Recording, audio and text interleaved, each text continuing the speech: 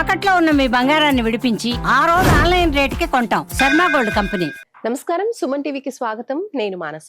శ్రీ వీరబ్రహ్మేంద్ర స్వామి వారి ఉపాసకులు, కాలజ్ఞాన ప్రవచనకర్త, ప్రాచీన ప్రశ్నాశాస్త్ర సంఖ్యాశాస్త్ర నిపుణులు బ్రహ్మశ్రీ కృష్ణమాచార్య గురువు గారు సిద్ధంగా ఉన్నారు. వారితో మాట్లాడదాం. ఇప్పుడు గురుగారు నమస్కారం అండి. జై వీరబ్రహ్మ, జై గోవింద బాబుజీ. నమస్కారం అమ్మ. గురుగారు, ఈ విశ్వావసునామ సంవత్సరంలో నిజంగా చాలా ప్రమాదాలు జరుగుతూ ఉన్నాయి. ప్రాణ నష్టం ఎక్కువగా జరుగుతుంది. మొన్న చూసుకున్న అహ్మదాబాద్ ఫ్లైట్ క్రాష్ అవ్వడం వల్ల 242 మంది చనిపోవడం, ఇంకా చిన్నపిల్లలు కూడా ఎంతో మంది అంటే నీటి ప్రవాహంలో వాటర్లో పడి చనిపోవడం, లేదంటే ఏదో ప్రమాదాల్లో పిల్లలు చనిపోతున్నారు, పెద్దవాళ్ళు చనిపోతున్నారు. ఇప్పుడు మీరు మొన్న వారం ప్రిడిక్షన్ చెప్పారు, వార ఫలాల్లో కూడా చెప్పారు ఇలాంటి ప్రమాదాలు ఇంకా జరిగే అవకాశం ఉంది అన్నారు. అహ్మదాబాద్ లో కూడా జరిగింది, మహారాష్ట్రలో కూడా జరిగింది. చాలా మంది చనిపోతూ ఉన్నారు. ఇవన్నీ ఇలా ఎక్కువగా ప్రాణ నష్టం కలగడానికి, ఇంత ఎక్కువ పెద్ద మొత్తంలో ఇంత పెద్ద పెద్ద యాక్సిడెంట్స్ జరగడానికి గల కారణాలు ఏంటంటారు? తద్వత్ విశ్వావసావద్ధే మధ్యే సక్షాగ్య వృష్టయ ప్రచురా చోర రోగాచ్చ నృపాలోప సమన్విత అని విశ్వావసు నామ సంవత్సరానికి పేరు. ఏమేం జరుగుతాయి? సస్యములు మధ్యస్థంగా వృద్ధవటంతో పాటుగా కొన్ని రకాలైనటువంటి రోగాలు, కరువు కాటకాలు, ప్రమాదాలు, ఇవన్నీ కూడా విశ్వావసు నామ సంవత్సరంలో జరుగుతాయని ముందుగా మనం చెప్పుకున్నాం. ప్రత్యేకించి నిన్న మొన్నటి కార్యక్రమంలో మళ్ళీ మనం గ్రహగతులను అనుసరించి ఇలాంటి ప్రమాదాలు చోటు చేసుకుంటాయని మనం చెప్పాం. 12వ తారీఖు జూన్ మాసం 2025 చరిత్రలో కని విని ఎదుగుని రీతిలో నాకు తెలుసు భారతదేశంలో ఇదే మొదటిసారి. ప్రపంచ దేశాల్లో కూడా ఇంత పెద్ద ప్రమాదం ఇప్పటి వరకు జరిగిందో లేదో. ఫ్లైట్ లో వాళ్ళందరూ చనిపోవడంతో పాటు స్టూడెంట్స్, మెడికోస్ కూడా చనిపోయారు. ఇలాంటి ప్రమాదం ఇంతమంది, ఇన్ని వందల మంది చనిపోవడం సరిగ్గా నాకు తెలిసి 113 సంవత్సరాల క్రితం 14వ తారీఖు ఏప్రిల్ మాసం 1912వ సంవత్సరంలో టైటానిక్ అనేటువంటి ఒక షిప్ సుమారు 1517 మంది సముద్రంలో చిక్కుకుపోయి గళ్లంతైనటువంటి సంఘటన మనందరికీ కూడా తెలుసు. ప్రపంచంలో 100 సంవత్సరాలు దాటిపోయినప్పటికీ, ఒక శతాబ్దం అయిపోయినప్పటికీ టైటానిక్ పేరును మనం ఇంకా వింటూనే ఉంటాం. ఆ ఇన్సిడెంట్ ని మనం గుర్తు చేసుకునే ఉంటాం. 12వ తారీఖు 6వ మాసం 2025 భారతదేశంలో ఎయిర్ ఇండియాకు సంబంధించినటువంటి ఈ బోయింగ్ విమానం 242 మంది ప్రయాణికులు, 10 నుండి 12 మంది సిబ్బందితో కూడినటువంటి మొత్తం ఈ విమానంలో ఇన్ని వందల మంది చనిపోవడంతో పాటు ఒక్క వ్యక్తి మాత్రమే బయటపడ్డాడు. కేవలం విమాన ప్రమాదం జరిగి అందులో ఉన్నటువంటి వ్యక్తులు చనిపోవటమే కాదు, అది ఒక మెడికల్ కాలేజీకి సంబంధించినటువంటి హాస్టల్ ప్రాంగణంలో ప్రమాదవశాత్తు అది కూలిపోవటం, అక్కడ కూడా 10ల సంఖ్యలో చనిపోవటం. ఇవన్నీ ఎందుకు జరుగుతున్నాయి? ఇది వాయు సంబంధమైనటువంటి ప్రమాదంగా లెక్కేసాం, పక్కన వచ్చాం. మనం చెప్పుకున్న వారఫలాలు చెప్పుకుంటున్నటువంటి సందర్భంలో ఈ జూన్ మాసం మొదట్లో మరికొన్ని వాయు సంబంధమైనటువంటి ప్రమాదాలతో పాటు జల సంబంధమైన ప్రమాదాలు, వంతెనలు కూలిపోవటం, బ్రిడ్జులు కూలిపోవటం. నిన్న మొన్న మన భారతావనిలోనే మహారాష్ట్ర సమీపంలోని ఒక బ్రిడ్జ్ కూలిపోవటం వల్ల 10ల సంఖ్యలో గల్లంతయ్యారు, 5-6 చనిపోయినటువంటి దాఖలాలు మనం విన్నాం. ఉత్తరాఖండ్లోనే ఎక్కడో అనుకుంటారు మళ్ళీ ఒక హెలికాప్టర్ కు సంబంధించినటువంటి ప్రమాదాన్ని కూడా మనం చూస్తున్నాం. ఇవన్నీ ఎందుకు జరుగుతున్నాయి, ఇలాగే జరగడానికి గల కారణం ఏమిటి అన్నటువంటి విషయాల్ని మనం విశ్లేషించుకుందాం. ప్రస్తుతం ఈ జూన్ మాసం 2025వ సంవత్సరం. ఈ జ్యేష్ఠ మాసంలో ప్రస్తుతానికి ఇప్పుడు ప్రమాదం జరుగుతున్నటువంటి ఈ వారంలో ఉన్నటువంటి గ్రహాల యొక్క గోచార వశాత్తు ఉన్నటువంటి పరిస్థితులను మనం చూస్తే, మేషంలో శుక్రుడు, వృషభంలో రవి, మిథునంలో బుధ గురువులు, సింహంలో కుజకేతువులు, ధనుస్సులో చంద్రుడు, కుంభంలో రాహువు, మీనంలో శని. ఇది ఖచ్చితంగా 12వ తారీఖు 6వ మాసం 2025 మధ్యాహ్నం 1:30 కన్యా లగ్నం. ఈ కన్యా లగ్నాన్ని అనుసరించి వివిధ రాసుల్లో ఉన్నటువంటి గ్రహ సంపత్తి. గ్రహణాల గురించి మనం వింటూ ఉంటాం. సూర్యగ్రహణం, చంద్రగ్రహణం, రాహుకేతువులు అన్నటువంటి గ్రహాలు చంద్రుడిని, రవిని అడ్డగించేటువంటి ప్రయత్నంలో, లేదా మన పరిభాషలో మింగేశారంట, ఆ సందర్భంలో గ్రహణం ఏర్పడింది అంట. గడిచినటువంటి వారం 10 రోజులుగా మనం చెప్తున్నటువంటి అంశం, కుజకేతువులు ఇద్దరూ కలిసి సింహరాశిలో ఉన్నారు. గ్రహణాలు ఎవరికి ఏర్పడతాయి? రవికి చంద్రుడికి, అంటే సూర్యుడికి చంద్రుడికి గ్రహణాలు ఏర్పడేటువంటి సందర్భాన్ని మనం చూస్తున్నాం. సింహరాశికి రాష్ట్రాధిపతి అయినటువంటి వాడు ఆదిత్యుడు, రవి, సూర్యుడు. అక్కడికి కేతు వెళ్ళాడు. అలాగే కేతువు యొక్క పరిస్థితిని మరింత తీక్షణం చేయడానికి అంగారకుడు కుజుడు కూడా వెళ్ళాడు. మాధ్యమాల్లో, సామాజిక మాధ్యమాల్లో తెలిసినా తెలియకపోయినా పిశాచ యోగం పేరుతో కొన్ని వీడియోస్ ట్రెండ్ అవుతున్నాయి. తెలిసిన ఆస్ట్రాలజర్స్ చెప్పనివ్వండి, తెలియని వాళ్ళు చెప్పనివ్వండి, మనం కూడా చాలా మంది పిశాచ యోగం అంటే ఏమిటని సెర్చ్ చేస్తున్నాం. ఈ కుజకేతువులు ఇద్దరు కూడా సింహరాశిలో రాష్ట్రాధిపతి అయినటువంటి రవి యొక్క క్షేత్రమైనటువంటి సింహంలోకి వెళ్ళటం, మిగతా గ్రహాల యొక్క స్థితిగతులను అనుసరించి చూస్తే ఎప్పుడూ కానీ ఇంత క్రూరమైనటువంటి సమయం రాదు.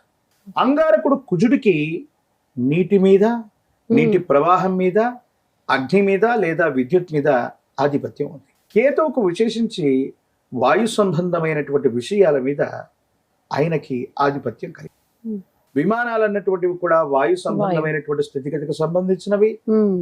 ఈ కుజకేతువుల యొక్క కలయిక వల్ల కుజుడు అగ్ని మరియు నీరుకు కారణమైనటువంటి వాడు, కేతువేమో వాయుతత్వాన్ని కలిగి ఉంటాడు. కాబట్టి ఆ కేతు సంబంధమైనటువంటి వాయు మార్గంలో వెళ్తున్నటువంటి విమానం ఏ ప్రమాదం వల్ల ఇంతమంది చనిపోయారంటే, ఫ్యూయల్ ట్యాంక్ను ఆఫ్ చేయటము, లేదా ఫ్యూయల్ అన్నటువంటిది ఎక్కువగా నింపి ఉండటము, ఫ్యూయల్ అన్నటువంటిది సరిగ్గా సరఫరా కాకపోవటము అక్కడ జరిగినటువంటి గొప్ప వాయు అగ్ని ప్రమాదంగా మనం చెప్పచ్చు.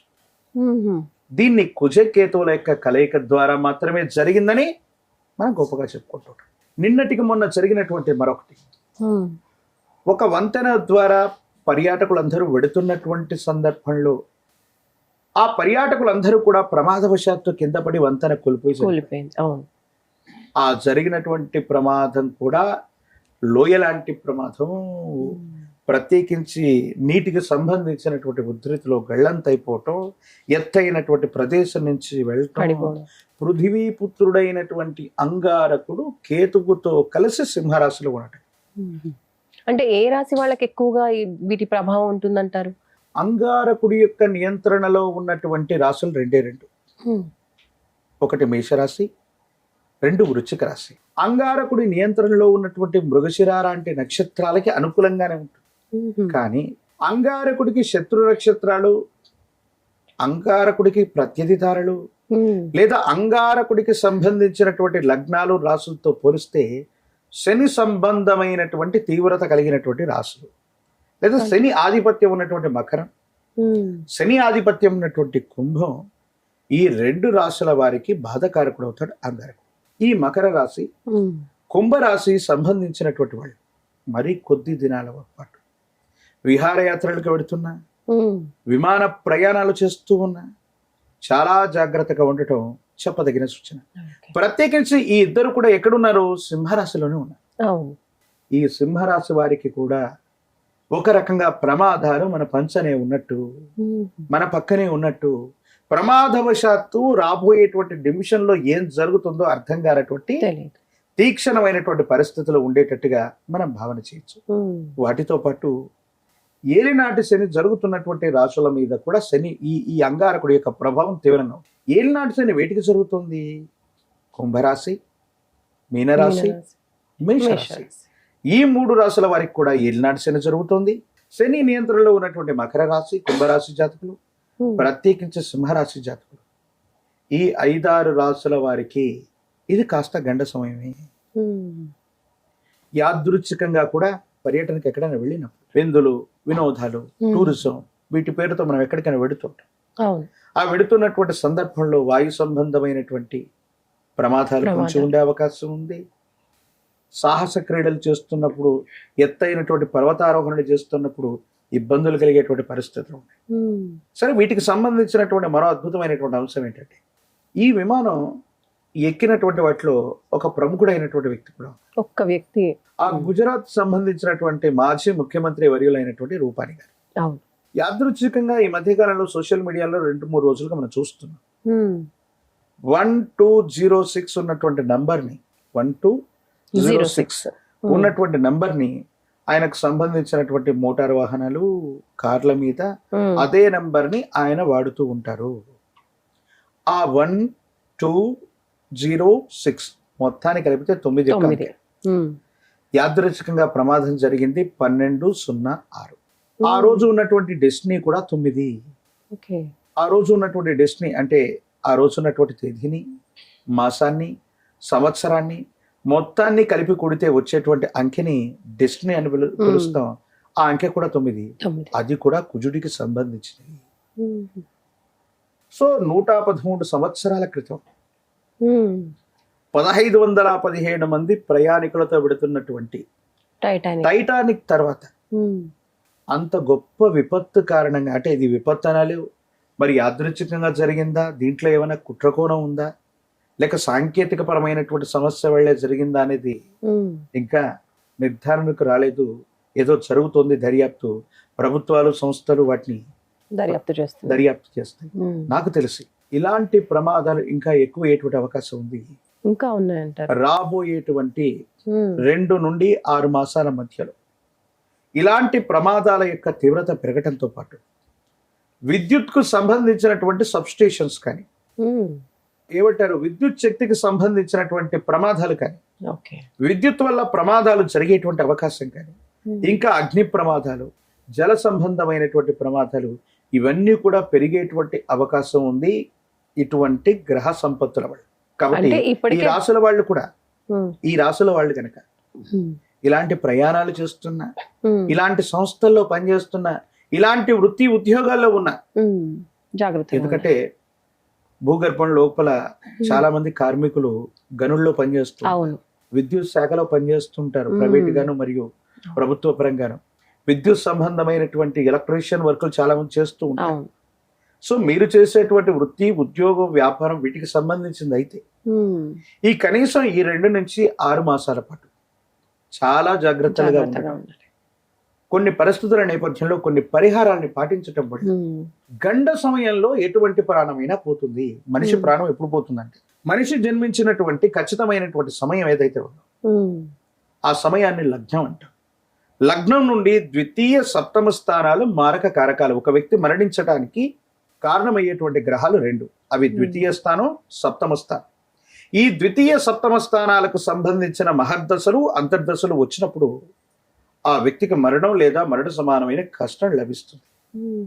నేను చెప్పినటువంటి మకర రాశి, కుంభరాశి, మీనరాశి, మేషరాశి, ప్రత్యేకించి సింహరాశి జాతకులు, వీరందరికీ కూడా కాస్త గండ సమయంగానే మనం భావించాలి. కొన్ని ప్రత్యేకమైనటువంటి పరిహారాలని పాటించడంతో పాటు మీరు చేసే ప్రయాణంలో, మీరు చేసే వృత్తి వ్యాపారాల్లో ప్రతి విషయంలో కూడా జాగ్రత్తగా ఉండటం చెప్పదగినటువంటి సూచన. ఇప్పుడు 2 నుంచి 6 మాసాలు అంటున్నారంటే ఇప్పటికే మనకి విశ్వావసునామ సంవత్సరం స్టార్ట్ అయిపోయింది. 2025 ఇప్పుడు జూన్ కి వచ్చేసామంటే వచ్చే డిసెంబర్ దాకా, అంటే డిసెంబర్ వరకు కూడా జాగ్రత్తగా ఉండాలి. అంటే ఒక సంవత్సరం వరకు కూడా అంత కష్టకాలమే అని చెప్పుకోవచ్చు. గురుగారు, ఇప్పుడు మీరు చెప్తున్నారు కదా మేషరాశి, కుంభరాశి, మకర రాశి, మీనరాశి, ఈ రాశులన్నీ కూడా కొంచెం జాగ్రత్తగా ఉండాలి అని. అయితే వీళ్ళు ఎటువంటి పరిహారాలు పాటించాలి, ఎలాంటి జాగ్రత్తలు తీసుకోవాలంటారు? తాంత్రిక విధానంలో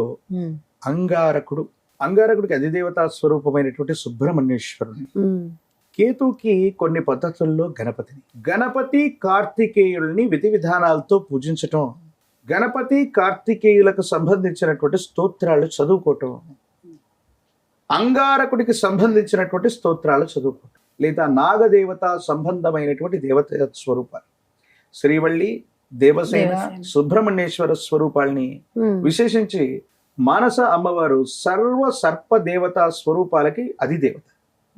ఇటువంటి సర్ప దేవతలు కేతువుకి, అంగారకుడికి కూడా అధిదేవతలుగా మనం చెబుతూ ఉంటాం. కాబట్టి సర్పదేవతల ఆరాధన చేసిన, ప్రత్యేకించి 5 రాశుల వాళ్ళు కనుక ఈ 6 మాసాల్లో అవకాశం ఉంటే ఒక్క నాగప్రతిష్ఠాది క్రతువును జరుపుకున్న ఒక గండాన్ని నుంచి మనం బయటపడ్డ వాళ్ళం అవుతూ ఉంటాం. ధన్యవాదాలు. జై వీరబ్రహ్మ, జై గోవింద బంబ జై.